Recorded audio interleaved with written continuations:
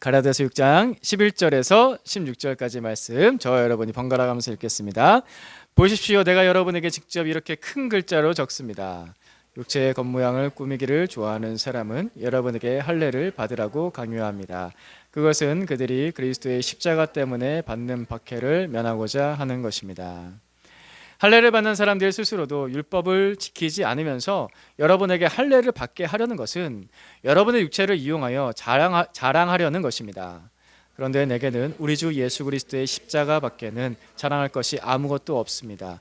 그리스도로 말미암아 내 쪽에서 보면 세상이 죽었고 세상 쪽에서 보면 내가 죽었습니다.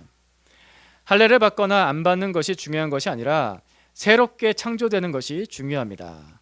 이 표준을 따라 사는 사람에게와 하나님의 백성 이스라엘에게 평화와 자비가 있기를 빕니다. 아멘.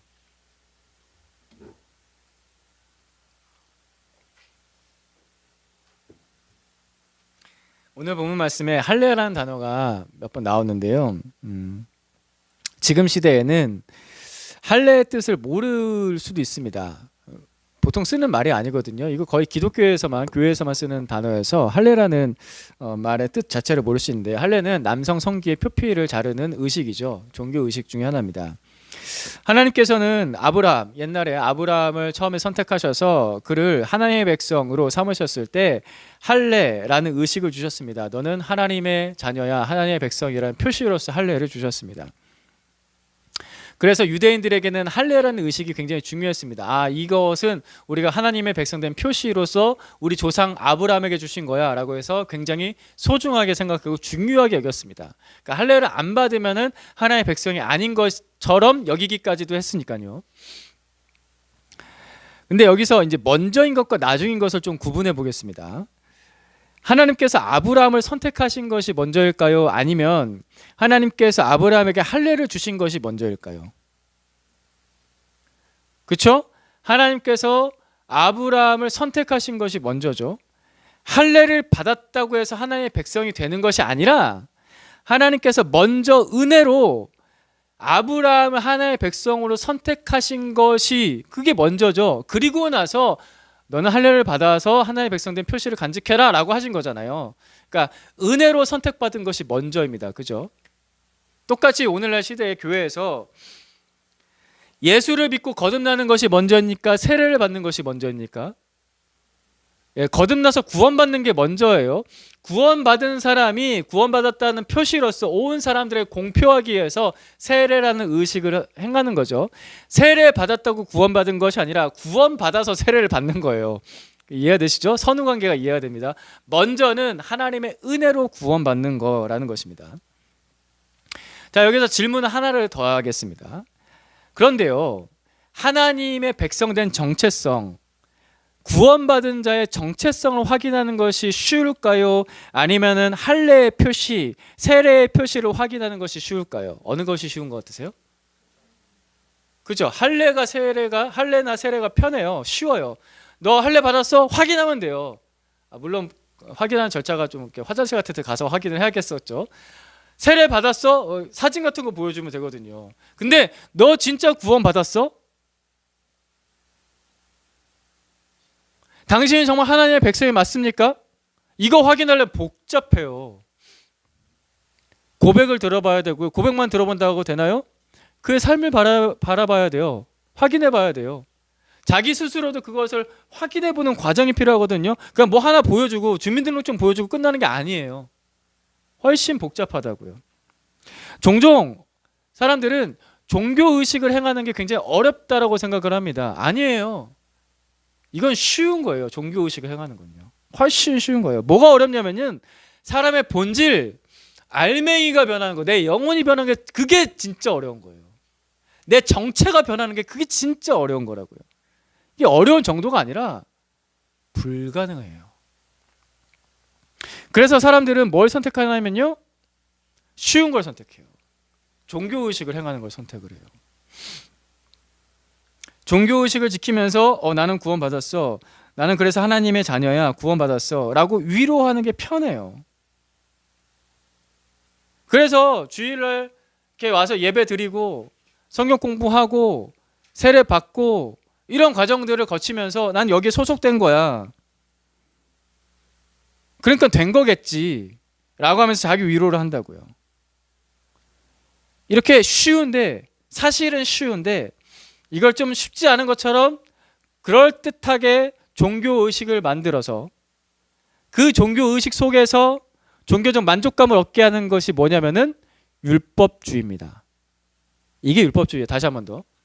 사실은 진짜 쉬운 건데 정말 그럴듯하게 종교의식을 만들어서 그 종교의식을 지키게 하면서 종교적 만족감을 주게 하는 거, 그것이 율법주의입니다. 할래 그렇게 행하라고 하는 거, 그거 뭐 잠깐 받으면 되는 거거든요. 그게 훨씬 쉽다고요. 그렇게 해가지고 너는 하나님의 백성이야 라고 하는 식으로 만드는 거, 그게 율법주의입니다. 자, 여기서 잠깐 율법과 율법주의는 다른 거예요. 율법은 필요해요. 필요해서 하나님께서 주신 거거든요. 율법의 기능에 대해서는 뒷부분에 설명할 건데, 율법주의는 잘못된 거라는 겁니다. 오늘날에는 지금 시대에 사는 사람들은 할례라는 뜻 자체도 잘 모르듯이 할례를 받았냐 안 받았냐는 별로 전혀 중요하지 않아요. 이 말씀은 사실 그 당시에 살았던 사람들에게는 되게 중요한 문제였는데, 우리한테 할례 그까짓 게 뭐가 중요해라고 이미, 그죠? 그거는 중요한 게 아니에요. 근데 여전히 할례의 그림자가 남아 있어요. 율법주의 영향력은 여전히 지금도 유효해요. 2000년이 지났는데도. 앞으로 100년 후에도 그럴 거예요. 율법주의 영향이 계속 남아있을 겁니다. 오늘 본 말씀 12절 말씀 보겠습니다. 같이 봅니다. 시작. 육체의 겉모양을 꾸미기를 좋아하는 사람은 여러분에게 할례를 받으라고 강요합니다. 그것은 그들이 그리스도의 십자가 때문에 받는 박해를 면하고자 하는 것입니다. 율법주의, 겉모양을 꾸미는 것, 율법주의와 십자가라는 신앙의 본질 사이에서의 싸움은 지금도 계속되고 있어요. 예를 들어 보겠습니다. 그리스도인이 자신이 믿는 신앙의 그러니까 내 안에 예수가 계셔라는 그런 티를 잘 안 내고, 전혀 안 내고 그냥 평범하게 착하게 살면 세상 사람들이 다 좋아합니다. 그 겉모습을 좋아해요. 사실 매스컴에 너무나 이상한 교인들, 목사들, 교회들이 나오니까 요즘에 교회 다닌다고 하면 저 사람 이상한 거 아니야? 라고 그런 선입견, 이상하게 바라보는 그런 눈들이 있는데, 사실은 직접 교회 다니는 사람들 만나보면 어때요? 생각보다 착해요. 그렇지 않아요? 우리 태욱 형제님 처음에 교회 왔을 때 생각보다 이 사람도 정상인데 그런 생각 들지 않았어요? 이상할 줄 알았는데 생각보다 정상인데. 그래서 정상이어서 우리랑 계속 같이 지내고 있는 거잖아요. 그죠? 생각보다 착해요. 우리 교회만 봐도 그래요. 우리 교회 사람들 중에 너무 이상한 사람 없잖아요. 저 사람 상종 못 하겠어. 물론 다 마음에 드는 건 아니지.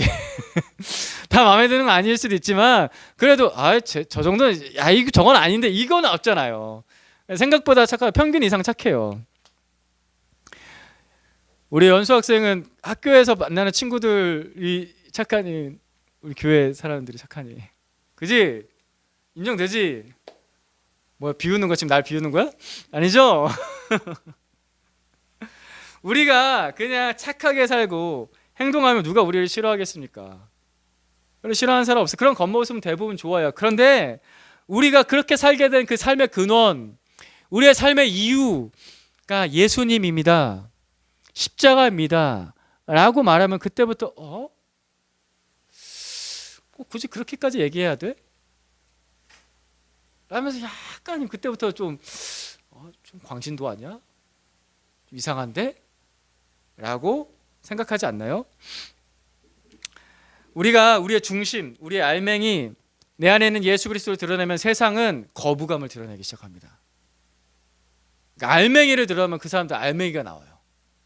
내 안에는 예수를 드러내면 그 사람들도 그 알맹이가 나와요. 그래서 우리가 전도할 때마다 그게 두려운 거잖아요, 사실. 그죠? 고린도전서 1장 23절 말씀 같이 봅시다. 시작. 우리는 십자가에 달리신 그리스도를 전합니다. 그리스도가 십자가에 달리셨다는 것은 유대 사람에게는 거리낌이고 이방 사람에게는 어리석은 일입니다. 아멘. 여기서 유대 사람하고 이방 사람이라고 두 가지 사람을 얘기하는데, 이거는 유대인인 바울이 세상을 바라보는, 그 당시 이스라엘 사람들이 세상을 바라보는 관점으로 설명한 거예요. 유대인들 이렇게 생각했거든요. 유대 사람 있으면은 유대 사람 밖에는 다 이방 사람. 그래서 두 개를 다 합치면 뭐예요? 전 세계 사람. 그래서 유대 사람과 이방 사람 하면 전 세계 사람을 얘기해요. 여기서 말씀하는 걸 들어보면요, 우리는 십자가에 달리신 그리스도를 전하는데 그 전 세계 사람들은 거리껴요. 그거를 무슨 무식한 얘기야 라고 하면서 어리석게 봅니다. 그죠? 우리가 우리의 알맹이, 우리 안에는 예수 그리스도, 십자가에 달리신 예수 그리스도를 드러내면은 사람들이 이렇게 느낍니다. 근데 이런 모습이 세상에만 있는 게 아니에요. 교회 안에도 있습니다. 교회 안에도 세상의 방식대로 살아가는 사람들이 있거든요. 예수님을 진짜 믿으면 변화되는 이야기, 새로운 삶에 대한 이야기, 거듭남에 대한 이야기를 하면은 싫어하는 사람들이 교회 안에도 있습니다. 예수님을 진짜 믿으면 변화돼, 순종해야 돼, 헌신하게 되는 거야, 너의 삶이 거룩하게 변해, 이런 얘기하면은 싫어하기도 하고 부담스러워하기도 합니다. 그래서 그런 사람들은 이런 걸 원해요. 그런 거 끝까지 얘기하지 마시고 그냥 예배에 참석은 할게요. 여기 와서 일주일에 한 번씩은 예배에 참석할게요. 그냥 그 정도까지만 하시죠. 그 정도까지는 편하게, 내 속에 있는 뭔가를 바꾸려고 하지 마시고, 그것까지는 건들지 마시고 그냥 편안하게 와서 여기 있기는 할게요. 저한테 그냥 편안함만 주세요. 그냥 저를 위해서 좀만 기도해 주세요. 그죠? 근데 그렇게 신앙생활 하는 사람들 꽤 많은데, 그렇게 교회 다니면요 한 3년도 안 가요. 1년이나 2년쯤 지나면요 바로 교회에서 뭐라고 얘기하면, 집사님 직분 받으시죠? 라고 얘기합니다. 서리 집사라고 하죠. 보통 우리 장로교회는 제일 첫 번째 단계에 주는 직분이 있습니다. 서리 집사 하세요 합니다. 그 사람 안에 예수가 있는지 알맹이도 확인하지 않고, 알맹이도 확인하지 않고 세례주고, 알맹이도 확인하지 않고 집사 직분을 주고, 그러고 나서 그냥 세월이 흘러요. 시간이 흘러요. 그래서 5년 10년 흐르면요 안수 집사, 세월호 집사보다 좀 진짜 집사가 된 듯한 느낌의 안수 집사, 권사, 거기서 한 15년에서 20년 채우면 뭐가 돼요? 최고봉으로 올라가요. 장로로 올라가요. 그게 쉽다고요. 생각보다 쉬워요. 알맹이가 바뀌는 것보다, 내 안에 있는 알맹이가 바뀌는 것보다 그게 훨씬 쉬워요. 그렇게 교회 다니는 사람들 많습니다. 제가 뭐 모든 집사님, 모든 권사님, 모든 장로님 그렇게 평가하는 건 절대 아닙니다. 좋은, 정말 믿음 좋은 집사님, 권사님, 장로님 많고요. 정말 하나님을 사랑하고 교회를 신실하게 섬기는 직분자들 정말 많습니다. 근데 제가 너무나도 걱정스럽고 경계하는 것은 뭐냐면요, 그 직분 받기 전에 당신의 영혼이 거듭나야 한다라고 말하면은 그거를 거리껴 하고, 그거를 어리석게 여기고, 그것을 부담스러워하고, 그걸 싫어하는 거, 그걸 피한다는 거, 그게 문제라는 거예요. 어렵기 때문이죠. 그게 왜 어렵냐면요, 실제로 내 영혼을 변화시키는 것이, 내가 내 영혼을 변화시키는 것이 나에게는 불가능하거든요. 그때는 어떤 사람들은 그렇게까지 변하고 싶어 하진 또 않거든요.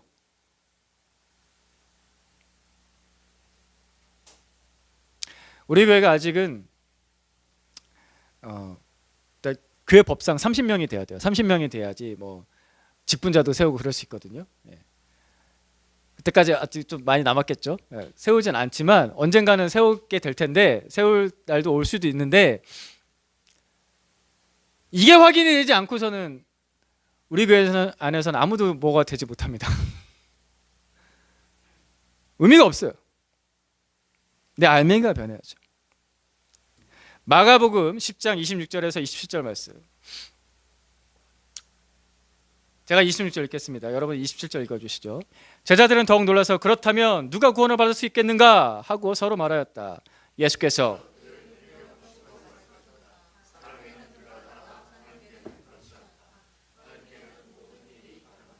아멘. 이 말씀은 어떤 상황에서 예수님께서 하신 말씀이냐면은, 예수님께 부자 청년이 찾아왔을 때 그 마지막에 마무리하시면서 하신 말씀입니다. 제자들은 부자 청년 같은 사람이 구원받기 어려워라고 말씀하신 예수님을 바라보면서 깜짝 놀랐습니다. 제자들이 깜짝 놀랐어요. 아니, 부자 청년 그 율법을 저렇게 열심히 잘 지키고 예수님께 찾아와서 내가 어떻게 해야지 영생을 얻겠습니까? 라고 물어보기까지 한 저렇게 경건한 청년이 저런 사람이 구원받기 어렵다고 하면서 깜짝 놀라는 거예요. 예수님께서는 그런 제자들을 눈여겨보시고서, 그죠? 이렇게 나오죠. 눈여겨보시고서, 그러니까 주목하셨어요. 그 제자들의 중심을 바라보시면서 아주 중요한 얘기를 하시는 거예요. 뭐라고 말씀하세요? 사람에게는 불가능하나 하나님께는 가능하다. 여러분, 이 말씀 이해되십니까? 사람에게는 불가능해요. 내가 내 알맹이를 바꾸는 게 불가능하다고요. 내가 내 영혼을 바꾸는 게 불가능해요. 나 스스로가 거듭나는 게 내 힘으로는 불가능해요. 하지만 누구만 가능하세요? 하나님만 가능하세요. 그래서 사도 바울은 그 하나님이신 예수 그리스도를 찬양하는 겁니다. 그 하나님이신 예수 그리스도만을 자랑하는 겁니다. 오늘 본문에서 다시 돌아옵니다. 14절 말씀에 같이 읽습니다. 시작. 그런데 내게는 우리 주 예수 그리스도의 십자가밖에는 자랑할 것이 아무것도 없습니다. 그리스도로 말미암아 내 쪽에서 보면 세상이 죽었고 세상 쪽에서 보면 내가 죽었습니다. 아멘. 사도 바울이 왜 십자가만 자랑한다고 할까요? 바울은 왜 이것밖에는, 예수 그리스도의 십자가밖에는 자랑할 것이 없다고 단언, 그러니까 딱 잘라 얘기하죠. 나는 이것밖에 없어, 이것밖에 자랑할 것이 없어, 단언. 왜 이렇게까지 단언할까요?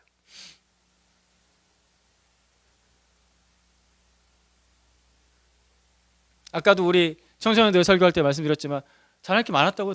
바울은요, 바울은 진짜 실제적으로 현실적으로 세상적으로 자랑할 게 너무 많았어요. 근데 왜 이것밖에 없다고?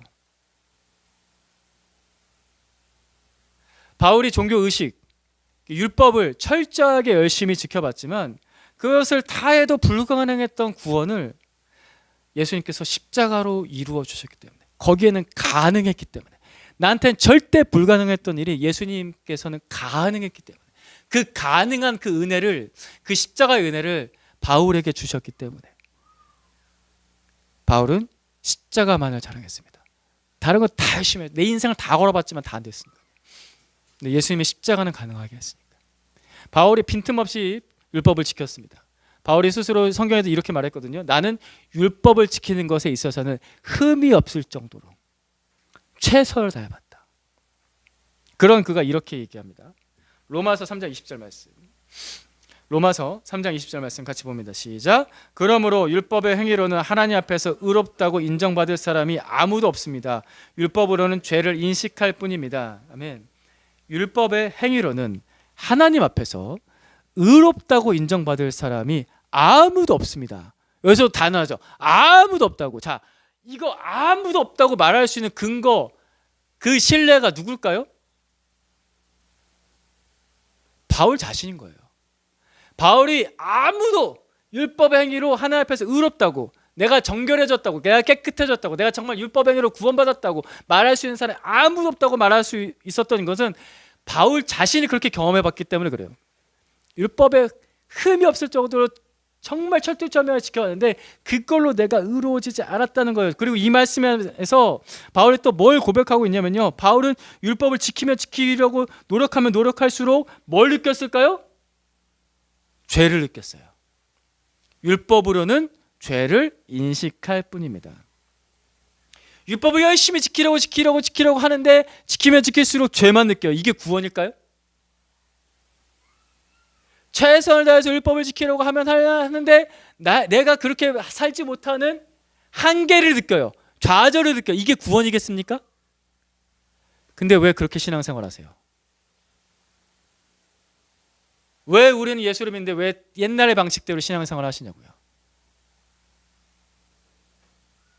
그건 구원이 아니에요. 구원을 누리는 게 아닙니다.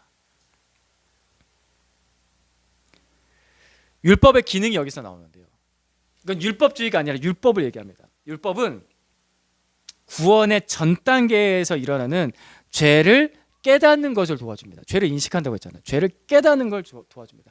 이건 필요한 기능입니다. 율법의 기능이고 율법이 필요한 이유예요. 죄를 깨닫게 하는 것. 그래서 율법은 나의 죄를 깨닫게 해서 그 다음으로 인도해 줘요. 그래서 율법을 주신 거라고요. 율법이 완전 무효해, 율법은 필요 없어가 아니라 하나님께서 율법을 주셨잖아요. 이건 율법주의를 얘기하는 게 아니에요. 율법을 통해서 우리는 죄를 깨닫는 게 필요해요. 그래서 율법이 기능을 하거든요. 그래서 우리를 그 다음으로 인도해 준다고요. 그 말씀이 갈라디아서 3장 24절 말씀에 나옵니다. 같이 봅니다. 시작. 이같이 율법이 우리를 그리스도께로 인도하는 초등교사가 되어 우리로 하여금 믿음으로 말미암아 의롭다함을 얻게 하려 함이라. 아멘. 할렐루야. 율법의 기능은 죄를 깨달아서 이걸로 안 돼 라고 깨달아서 그리스도께로 인도해 가는, 너에게는 구원자가 필요해, 너의 죄를 대속하신 예수 그리스도가 필요해, 그걸 느끼게 하는, 그게 율법의 기능입니다. 그걸 지켜서 구원을 받아야지. 이건 율법주의. 나는 이 죄를 내가 어떻게 할 수가 없어 라고 느껴서 나는 예수님이 필요해 라고 느끼는 거, 이게 정상적인 율법의 기능인 겁니다. 여러분, 죄를 짓지 않기 위해서 수많은 결심과 결단을 하시잖아요. 그리고 또 어떻게 되세요? 수많은 실패를 경험을 해요. 바울이 그걸 똑같이 경험했을 거라고요. 다람쥐 쳇바퀴 돌듯이. 그래서 지쳐서 뭐라도 해야지 라고 해서 종교적 만족감을 얻기 위해서 할례도 받고 세례도 받고 뭐 금식기도도 하고 선행도 하고 뭐 교회식으로 말하자면 집사도 되고 장로도 되고 막 이런 걸 해보려고 하는데, 그러나 내 알맹이가 바뀌지 않으면 영혼의 공허는 절대 사라지지 않습니다. 내 중심이 거듭나지 않으면 내 영혼의 목마름과 배고픔은 절대 해결되지 않습니다. 내 영혼이 거듭나야 돼요.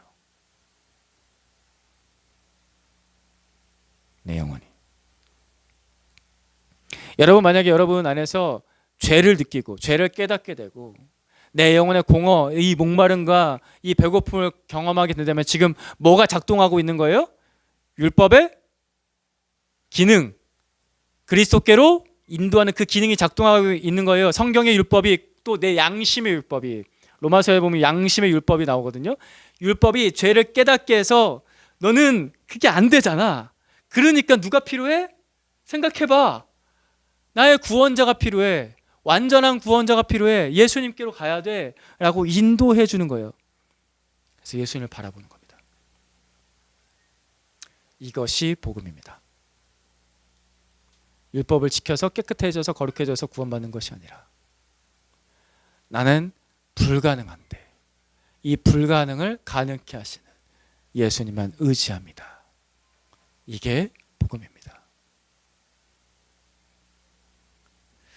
15절 말씀, 오늘 보면 15절 말씀 봅니다. 시작. 할례를 받거나 안 받는 것이 중요한 것이 아니라 새롭게 창조되는 것이 중요합니다. 아멘. 물론 여러분, 죄를 안 짓겠다는 결심도 필요합니다. 뭐 그런 결심조차도 안 한다고 한다면 사람이 아닌 거죠. 나는 죄를 짓고 그냥 편안하게 살겠어, 이건 아니에요. 이건 아니에요. 죄를 안 짓겠다라는 결심, 경건하게 살겠다는 결심 필요하죠. 하지만 그와 동시에, 그것만 있으면 안 되고 그와 동시에 그 결심이 뭘 향해서 가야 되냐면 예수 그리스도를 향해서 가는 거예요. 예수님을 의지하는 거예요. 예수님을 의지하는 거예요. 그 결심은 결국에는 예수님 의지하겠습니다, 이걸로 가는 거예요. 그 결단은, 그 순종은 예수님만 의지합니다 라는 쪽으로 가는 거라고요. 여러분, 다시 한번 말씀드리면 이게 복음이에요. 이게 백진짝 한 장 차이인데 진짜 백진짝 한 장 차이거든요. 율법이냐 복음이냐, 이게 백진짝 한 장, 똑같아요. 똑같이 예배드리고 똑같이 성경 보고 똑같이 기도하고 똑같이 큐티하고 똑같이 선행하고 똑같이 봉사해요. 백진짝 한 장 차이인데 예수 그리스도만을 의지하느냐, 아니면은 어딘가 모르게 내 결심과 결단을 의지해서 내가 이렇게 해서 내가 어떻게 될 거야, 이걸 의지하느냐, 여기서 내가 만족함을 느낄 거야, 아니면 예수만이 나의 만족인가. 겉으로 보기 똑같다고요. 이 백지장 한 장 차이. 나를 새롭게 변화시키는 것, 나를 새롭게 창조하는 것은 내가 할 수 없습니다. 새롭게 창조하는 게 중요하다고 했잖아요. 내가 나를 창조해요. 이게 말이 돼요? 이게 말 자체가 안 돼요. 이 볼펜이 자기 스스로를 만들었어요. 이게 말이 돼요? 말도 안 되는 소리잖아요. 이게 무슨 일이라고요. 세상에서는 사람들에게 그런 식의 말들을 많이 해서 우리가 이미 영향을 많이 받은 것들이 있어요. 너의 삶을 개척해. 최선을 다하면 안 될 게 뭐가 있어. 열심히 살아야지. 그러면은 너는 부자가 되고 성공할 거야. 지금 네가 아직까지 다 안 해봐서 그래. 그렇듯한 얘기잖아요. 근데 진짜 세상에 그런 식으로 됩니까? 여러분 그 삶이 그렇게 됩니까? 안 되는 게 훨씬 더 많던데요? 최선을 다해도 거짓말이에요. 열심히 살지 말라는 게 아닙니다. 근데 그게 내 인생을 구원하지 못한다고요. 열심히 사는 것 자체, 근면하게 사는 것 자체 중요해요. 성경에서도 근면하게 살라고 하셨어요. 근면하게 살지 말라는 게 아니에요. 근면하게 살아야 돼요. 근데 그거 자체가 내 삶을 구원하지 못한다고요. 근데 종교에서조차도, 특별히 기독교 교회 안에서조차도 이런 식의 위로를 해요. 당신은 성공해서 하나님께 영광 돌리는 삶을 사세요. 성공 못하면은 복 받은 게 아니거든요. 이런 식의 복음을 근저에 깔고서 열심히 노력하는 삶이 복 받은 삶이고, 그래서 성공한 사람이 복 받은, 저 사람 하나님께 복 받은 사람이고, 부자 청년처럼 돈도 가지고 지위도 가지고 그런 사람이 하나님께 복 받은 사람이고, 사람이 할 수 있는 최선을 다해서 그 사람이 은혜 받은 사람이고, 거짓말이에요. 그건 복음이 아닙니다. 자꾸 그런 식으로 내 안에서 뭔가 만족감을 느끼려는 율법주의에 빠지지 마십시오. 이게 진짜 백지장 한 자체가 깨끗하간다니까요. 잠깐 하다 넘어가요. 우리는 예수 그리스도만이 기준이십니다. 그리고 예수 그리스도만이 나를 새롭게 창조하십니다. 나를 창조하시는 분, 나를 새롭게 하시는 분, 나 자신이 아니라 예수 그리스도만이 나를 새롭게 하십니다. 그분만이 나에게 매일매일의 새로운 삶을 주십니다. 고린도후서 5장 17절 말씀, 요즘 들어서 계속해서 많이 자주 보는데요. 암송도 자주 하셨죠? 같이 보겠습니다. 시작. 그런즉 누구든지 그리스도 안에 있으면 새로운 피조물이라, 이전 것은 지나갔으니 보라 새 것이 되었도다. 이 암송 구절의 제목 혹시 기억하십니까? 예, 중심 되신 그리스도. 예수님께서 중심이 되실 때 우리의 삶이 새로워집니다. 자, 고린도후서 5장 17절 말씀이 있는 암송 구절 전체 한 묶음, 12구절 묶음이 있는 전체 주제가 있어요. 저 새로운 삶입니다. 새로운 삶. 예수님께서 나의 중심이 되실 때 그분이 새로운 삶을 주십니다. 이게 가장 중요한 거예요. 그러니까 제일 첫 번째 있죠. 예수님만이 나에게 새로운 삶을 주십니다. 내 결심이 나를 새롭게 하지 못합니다. 되던가요? 죄송해요. 비아냥거려서 죄송한데요. 안 되잖아요, 솔직히. 결심, 결단, 적용하지 말라는 거 아니에요. 그래서 그거 하지 말라는 게 아니에요. 그거 할 때마다 방향을 잘 잡아야 되는데, 나를 새롭게 창조하신 예수님만 의지합니다 라면서 결단하고 결심하고 적용하는 겁니다. 큐티 하세요. 큐티 하지 말라는 게 아니에요. 큐티 하시고 기도하시고 예배 드리세요. 잘 드리셔야 돼요. 근데 그것이 나를, 그 행동 자체가 나를 구원하지 않는다고요. 큐티하면서 새롭게 창조하신 예수님만 의지합니다. 기도하면서 새롭게 창조하시는 예수님만 의지합니다. 예배 드리면서 지금도 예수님만 의지합니다. 예수님만 의지합니다. 이게 복음이라고요. 그래야지 내 삶이 진짜 변해요. 결심한다고 변하지 않잖아요. 예수님만 나를 새롭게 만드십니다.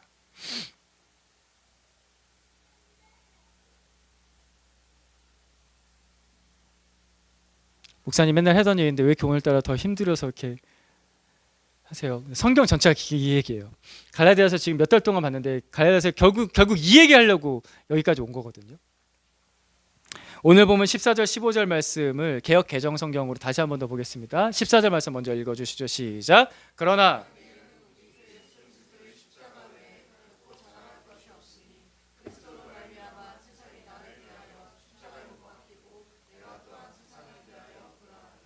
할례나 무할례가 아무것도 아니로되 오직 새로 지으심을 받은 것만이 중요하니라. 아멘. 개역개정으로 다시 한번 본 이유는 새 번역 성경하고 좀 다른 번역 부분이 있는데, 저는 이 부분은 개역개정에서 더 잘 번역했다고 보입니다. 십자가에 못 박히고, 새 번역에서는 그냥 죽었다라고 한 표현하는데 이게 원문 단어를 더 정확하게 표현한 겁니다. 십자가에 못 박히고. 원문 단어를 더 세밀하게 번역을 하게 되면 이렇게 됩니다. 십자가에 못 박혀 왔다. 십자가에 못 박혀 왔다. 십자가에 못 박혀 왔다. 계속되는 거죠. 한 번 박힌 게 아니에요. 계속되는 거예요. 지금까지도. 멋있죠. 이게 진짜 기독교의 진수거든요. 근데 또 생각해보면 어렵죠. 한 번 못 박히는 것도 힘들 것 같은데 이거 계속 못 박혀와야 돼. 이 어려운 걸 또 어떻게 해? 그래서 또 좀 피하고 싶은 마음이 드십니까? 이런 거는 가끔 한 번씩 듣고요. 예배는 잘 참석해 드릴게. 이런 말씀은 자주 하지 말아주세요. 오늘날 기독교라는 종교를 우리가 믿으면서 박해받는 것은 없습니다. 대한민국 안에서, 적어도 대한민국 안에서는. 딴 나라에서는 지금도 있긴 하지만 이렇게 편한 우리나라에서조차도 어려움이 있습니다. 본질적인 어려움이 있어요. 뭐냐면은 진짜 그리스도인이 되는 어려움이 있어요. 십자가에 진짜 못 박힌 삶을 산다라는 것에 대한 어려움이 있어요.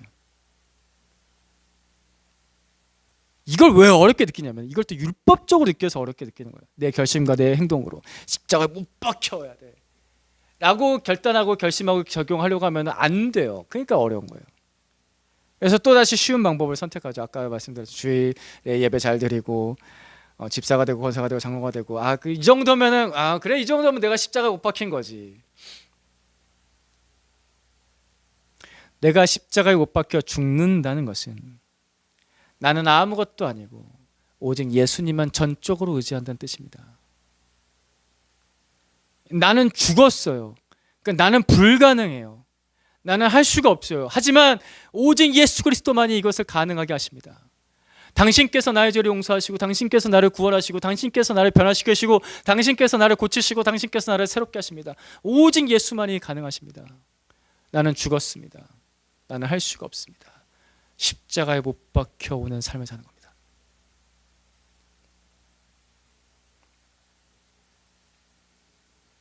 이게 예수를 믿는 겁니다. 동의하십니까? 동의하시면 아멘.